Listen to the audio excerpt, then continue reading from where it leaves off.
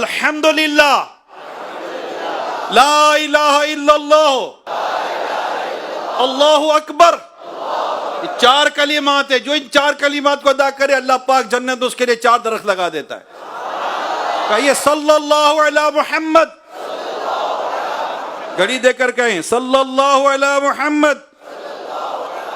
2 second. جو ایک بار درود پاک پڑھتا اللہ پاک اس پر 10 رحمت نازل فرماتا ہے، اس کے 10 گناہ معاف فرما دیتا ہے، اس کے 10 درجات بلند فرماتا ہے.